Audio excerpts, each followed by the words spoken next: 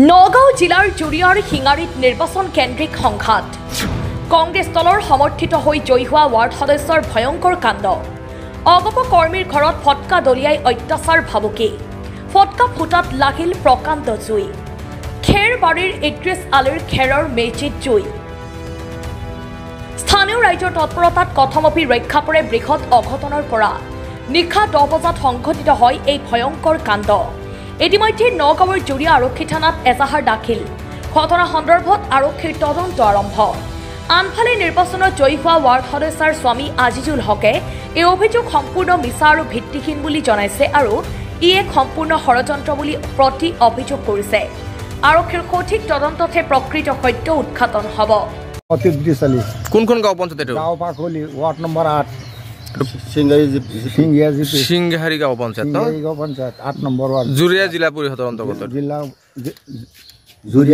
জিলা পৰিষদ কি হৈছিল কওকচোন ইয়াত আমি মানে আমাৰ ঘৰত ইয়াজিপিৰ মানে কেণ্ডিডেটৰ অফিচ এটা আছিল চাহপান ৰাইজক খুৱাইছো কালি ৰাতি সিহঁতে ৰিজাল্ট লৈ আহি পেলাই কংগ্ৰেছৰ মানুহ সিহঁতে আহি মোৰ ঘৰত বম দলিয়াইছে কৈছে হাতী জংঘলত গ'ল তোৰ ঘৰ জ্বলাই দিম এনেকৈ কৈছিলে পিছত জ্বলিছে নেকি জ্বলিছে এইয়া চাপ খেৰত জুই লাগিছে আপোনাৰ ঘৰতো বম দলিয়াইছিলে বম দলিয়াইছে খেৰৰ পুঁজিটো জ্বলাই দিছে ৰাইজে নুমাইছে কোনে জ্বলাইছিলে আবিদুৰ কংগ্ৰেছী সমৰ্থক নেকি আইজুৰ আবিদুৰ সিহঁত ভাই ককাই 3টা কংগ্ৰেছী মানুহ সিহঁত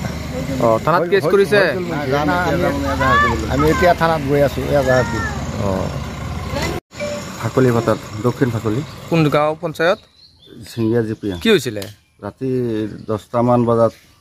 এফালে আমি এজিপি কৰি আছিলোঁ পিছত আমাৰ মানে তোমালোকৰ যিটো ঘৰটো এজিপিৰ অফিচ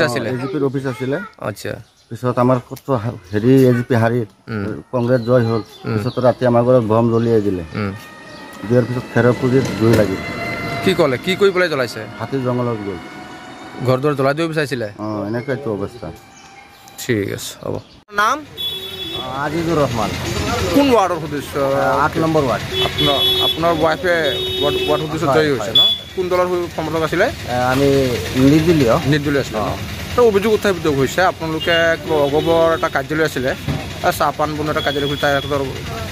মেজিত মানে ফটকা দলিয়াই দিছিলে আৰু জুই লাগি গৈছিলে তো আপোনালোকে অভিযোগ আহিছে কি ক'ব না আমিতো আমাৰ ঘৰত এনেকুৱা এলাও নাই যে এটা মানুহে আমাৰ ঘৰৰ পৰা বম মাৰিব যে আমি ইছলাম বিৰোধী কাম নকৰোঁ যিহেতু আমাৰ দেউতা আছিল আলিম মানুহ আমি এটা বম মাৰিলে আমি গাঁৱৰ অন্যায় বুলি এইটো আমি ভাবোঁ আমিতো নাজানো আমি আমাৰ ঘৰৰ মানুহে কোনেও যে ইয়াত আহিব বম মাৰিব এইটো আমি নাজানো মই ৰাতি 10টাৰ পিছত আমি এই সিংগাৰী তিনিআলিৰ পৰা গৈছোঁ ৰাতি গৈ মই টোপনিত গৈছোঁ মই এতিয়া টোপনিৰ পৰা উঠি আহিছোঁ আৰু মই একো নাজানো আপোনাৰ বিৰুদ্ধে যিটো অভিযোগ উত্থাপিত হৈছে এইটো কি ক'ব আপুনি মিছা নেকি নাই এইটো মিছা কথা কৈছে কিন্তু আমাৰ গাঁৱত চবেই জানে যে আমাৰ দেউতা আপোনালোকে এনেকুৱা কাম কৰা নাই আমি কিয় কৰিম আমাৰ গাঁৱৰ চবেই সমান আমি বম বস্তুটো আমাৰ ঘৃণা বস্তু ভিডিঅ' জাৰ্নেলিষ্ট মৃণালৰ সহযোগত নগাঁৱৰ পৰা বিভূতি বৰাৰ ৰিপৰ্ট সুহানা লাইভ